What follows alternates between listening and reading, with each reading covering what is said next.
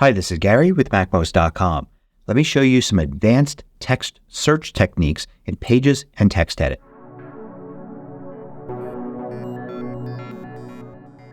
MACMOST is brought to you thanks to a great group of more than 1,000 supporters. Go to MACMOST.com/Patreon. There you could read more about it, join us, and get exclusive content and course discounts. Now, searching for text in an app like Pages is pretty straightforward. In Pages, you would go to Edit and then Find, and then use Find or simply the keyboard shortcut Command F. This brings up the Find and Replace box here, and you could type in it and look for something. So, for instance, if I look for a word that I see here, you can see I type it, and it finds all of the instances of that word. I can use the arrows here to move back and forth between them, but it shows me all the ones it finds. It even gives me a count right here. I can also type something in here in Replace and replace all instances of it, or I could replace the one that's selected and find the next one, or just replace that one and stay there. So those are the basics. Now, what happens if I want to search for something like a return or a new paragraph or new line, whatever you want to call it, like this character here? How do I search for that? Well, there's a special key sequence that you can type. That's kind of a secret feature. If you type backslash, that's backslash, not forward slash. So on US keyboards, it's the key just below the delete key and above the return key. And then you use N, it's actually going to search for new line characters. So you can see it finds every new line character here. And in fact, if I were to search for /N and then /N again, it's going to find instances where there's an extra line, like right here. Now there's another special character you can type, and that's \T. That will search for tab characters. You can see I've got one here in the middle of this paragraph, and I've also got some columned data here where I put some tabs, so it'll find those. It finds a total of 5 of those. There are a few other things that you can do in Pages. One is that you can set it for match case or not. So if I check match case and I search for this word, you could see it comes up with 3 of them. It doesn't include this one right here because I have match case turned on, and that's got a capital letter in it. If I turn off match case, now you can see it's going to find 4 of them, including this one. Another thing you could use is whether to look for whole words or not. So with that off, I can search for this, and it's going to find even the beginnings of words or parts of the insides of words that have those 3 characters. But if I say whole words, then it's only going to return results where that's the entire word. There aren't other letters before or after it. There is one other special thing that it does when you're searching. Alternative characters, like, for instance, the different types of quotes, curly quotes, left, right, straight quotes, and apostrophes will all be found if you just search for quotes. So if I search for a quote like that, you can see it's going to find the left curly quote, the right curly quote, and these straight quotes as well. And the same thing if I search for apostrophes. It'll find them whether they're straight, the left one, or the right one.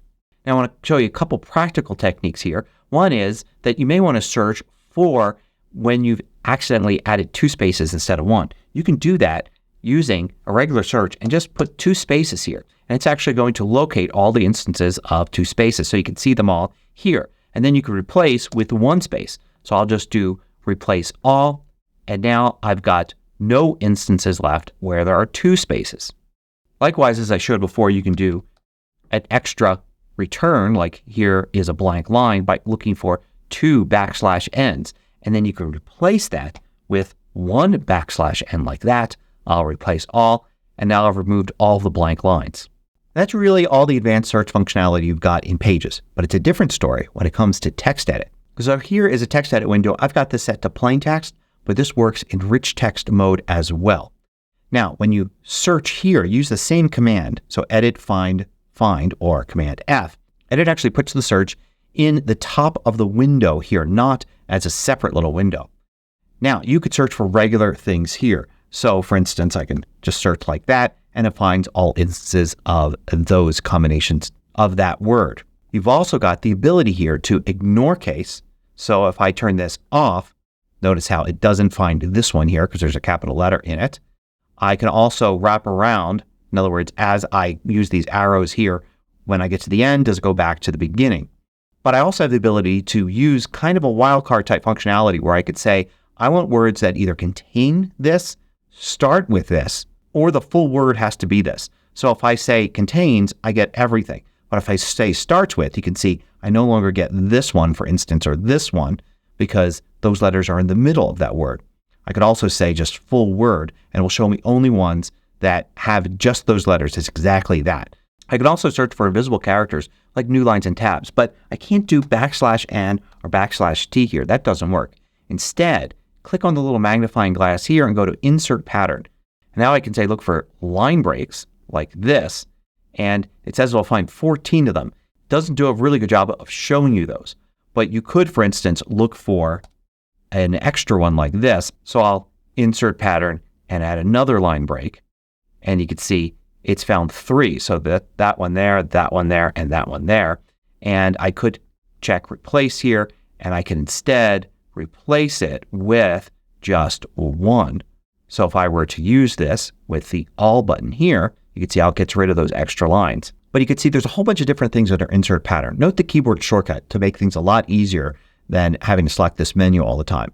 So we could, for instance, look for any word characters. So this will actually find words. So you can see it selected every word individually in here. I can also look for digits. So to select only digit characters. I could also look for things like an email address, and you can see it selects all the email addresses in the document. And there was also a URL and a phone number. And notice how well the phone number works. It actually selects all of these in these different phone number formats. For even more advanced functionality, you can combine these. So for instance, I can use the keyboard shortcut here, and then I'm going to say I want to look for digits, and then I'm going to look for a comma, and then another set of digits. So you can see these 3 things match that, but other numbers like this don't match that.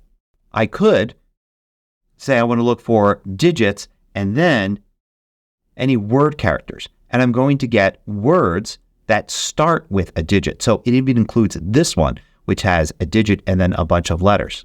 I could look for patterns. So for instance, I've got this list here. Let's say I want to look for anything that's got this pattern, which would be a word followed by a white space, followed by another word, followed by white space again, followed by an email address. And you can see how I just get things that fit that pattern. Notice there's also one here in the text. So if I wanted to, I could add a line break after this, and now it only include these lines here.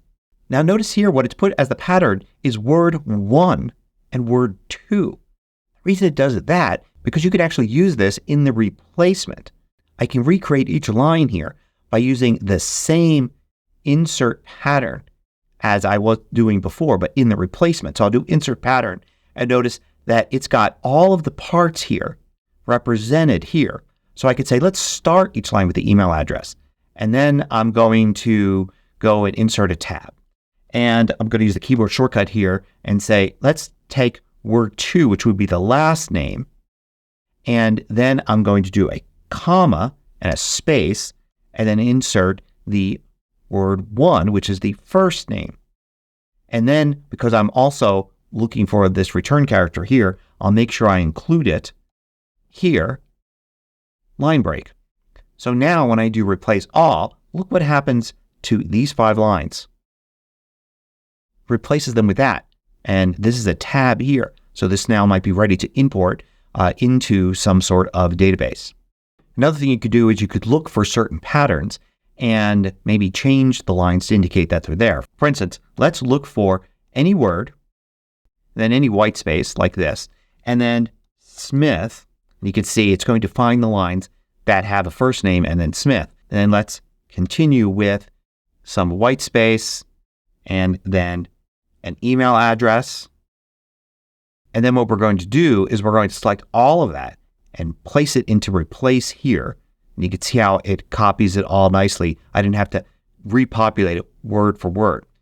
Now what I can do here is do a space, and I'm going to use the FN and E key here to bring up the emoji and special character viewer. look for some sort of nice left arrow like this and insert that. What this will do is take every first name and last name combination where the second part is Smith and an email address, replace it with the same thing, but put this little arrow there. So I do all, and now you can see I've got nice little indicators here showing me exactly where all the Smiths are located. I could later on simply erase it by selecting this, pasting it in here, and then replacing it with nothing, and now it removes it, and I may be ready to look up another set of names. So that's just a sampling of what you can do. There's so much that you can do here using just these few simple special patterns of what you could search for and what you can replace them with. Take the time to experiment with a sample document in TextEdit to see how this advanced find and replace functionality could help you in your work. If you liked this video, click the thumbs up button below to let me know. I publish new tutorials each weekday. Hit the subscribe button so you don't miss out.